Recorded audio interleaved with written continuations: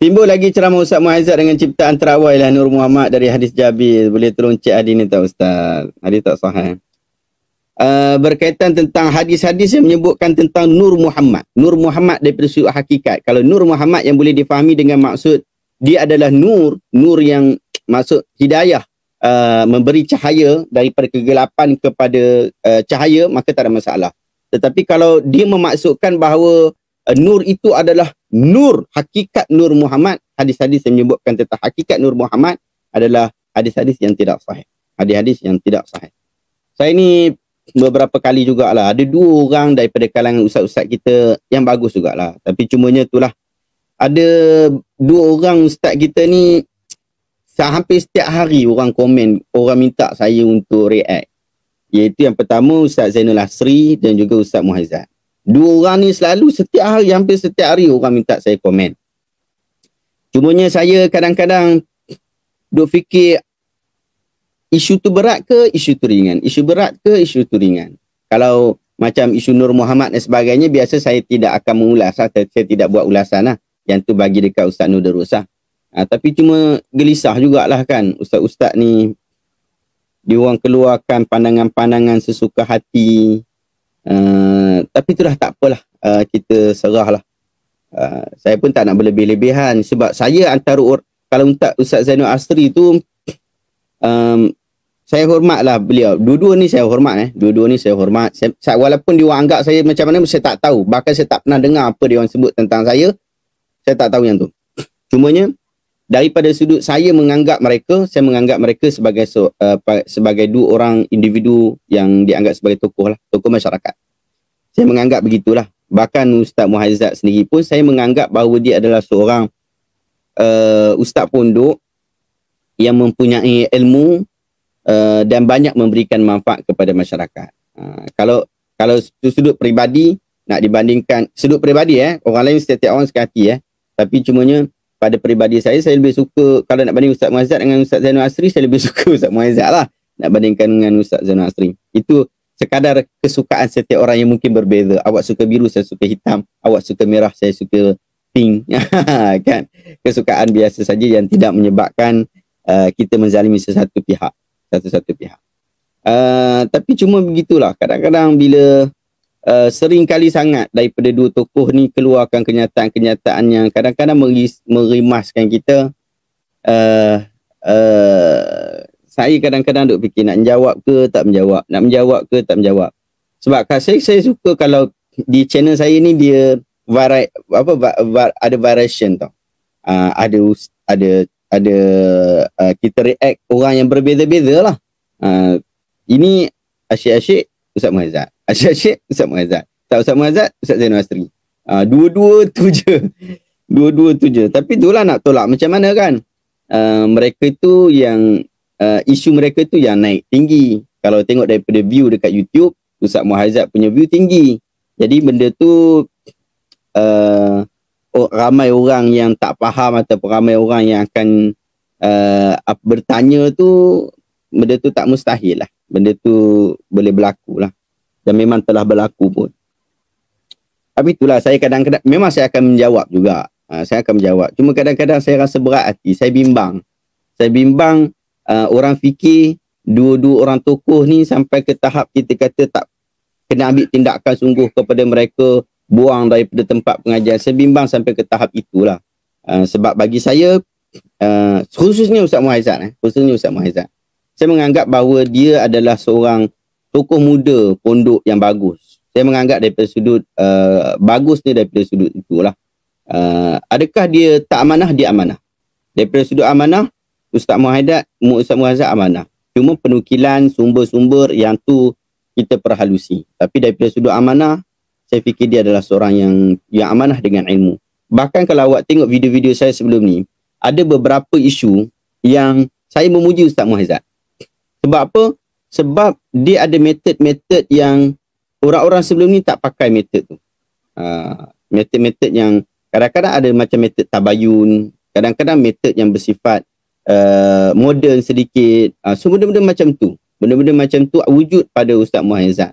Yang tak wujud dalam kebanyakan orang-orang yang orang-orang lain lah. Orang-orang lain. So saya menganggap sisi yang bagus juga. Cuma ada beberapa perkara yang kita kata penjelasan akademik.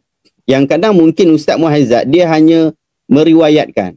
Itulah Ustaz Muhaizat ni, dia meriwayatkan dan dia tak mereka satu benda baru. Dia tak mereka. Dia ni saya tak tahu macam mana, tapi saya rasa dia ni memang jenis orang yang memang suka talaki sungguh. Orang pondok biasa macam itulah, talaki sungguh. Jadi dia meriwayatkan apa yang datang daripada guru dia. Cuma kalau macam kita ni, biasanya kita ada tapisan benda tu, filtration. Tapi diorang ni tak ada filtration.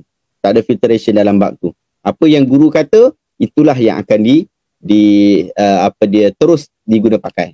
So macam itulah. Jadi kita nak membantu antara satu sama lain daripada sudut hal filtration itu. Penapisan itu. Kita bagi tapisan itulah yang mereka tak ada. Tapi adakah menunjukkan bahawa langsung tidak ada jasa orang-orang berkenaan? Saya menganggap tidak begitu. Satu kuliah 1 jam.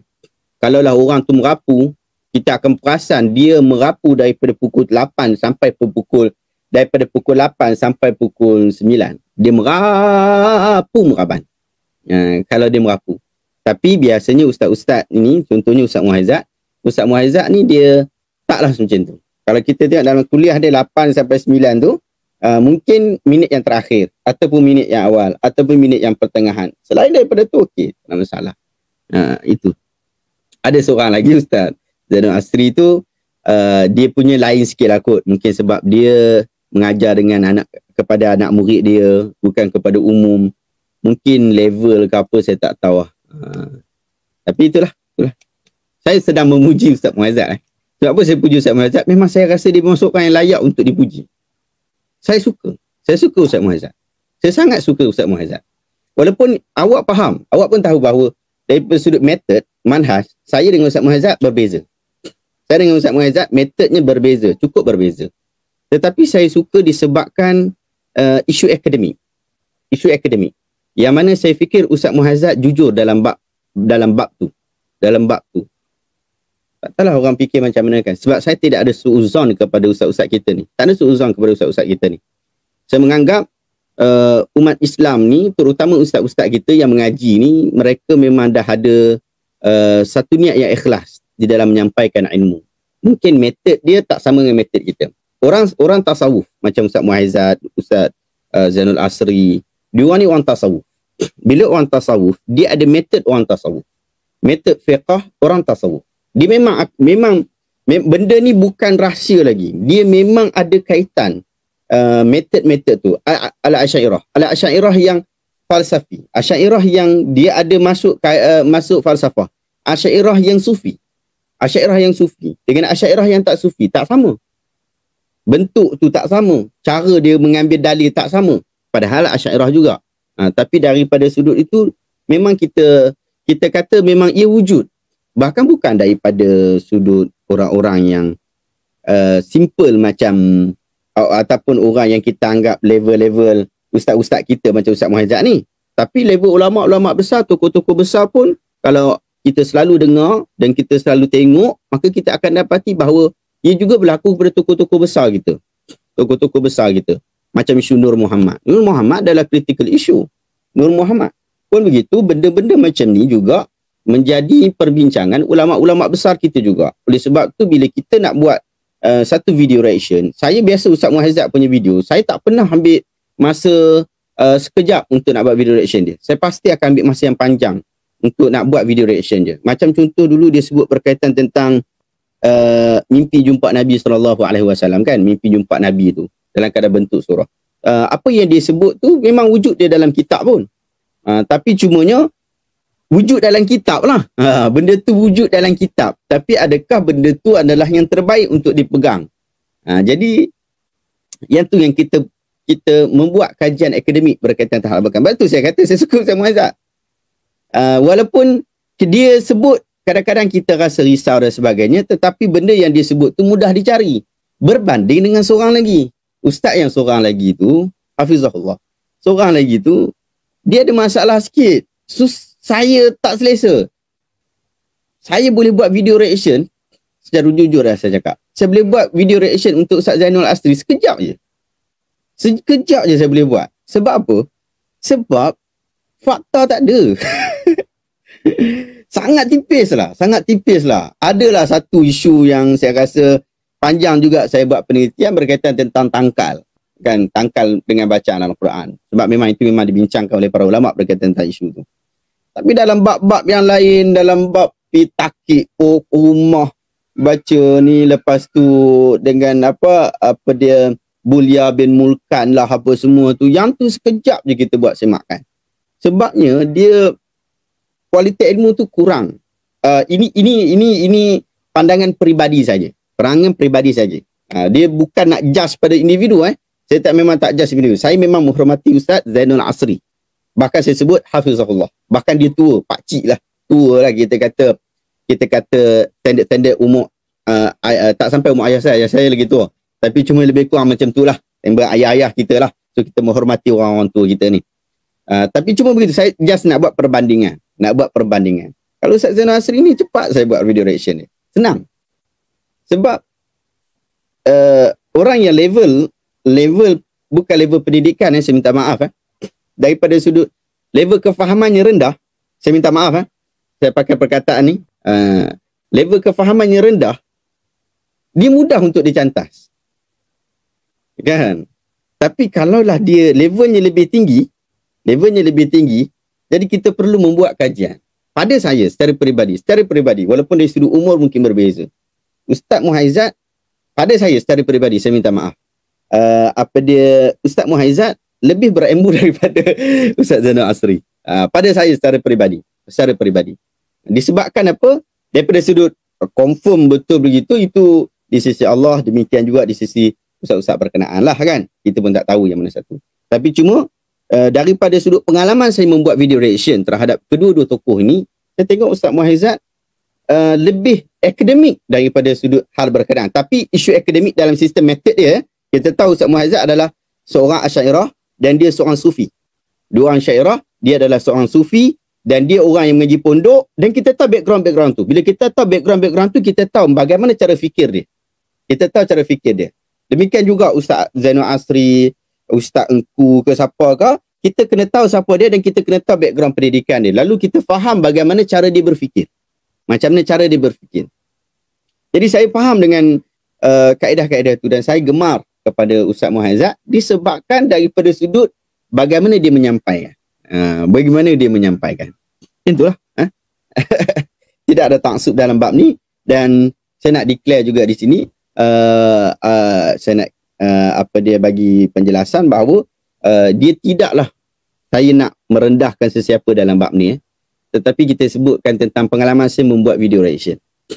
So macam isu Nur Muhammad ni, kalaulah saya buat video reaction dalam bab ni, saya akan ambil masa. Sebab perbincangan Nur Muhammad ni, dia bukan perbincangan antara salah dan betul. Bukan antara wajib dan haram. Bukan macam tu. Tetapi dia agak kritikal. Bukan pandangannya hanya daripada seorang alim dengan seorang yang jahil. Bukan. Dia adalah perbincangan di antara orang alim dan juga orang alim. Lalu perbincangan itu kritikal. Macam mana Maulana Asri membuat kajian-kajian begitu pasal isu-isu macam ni. Dia buat kajian yang detail.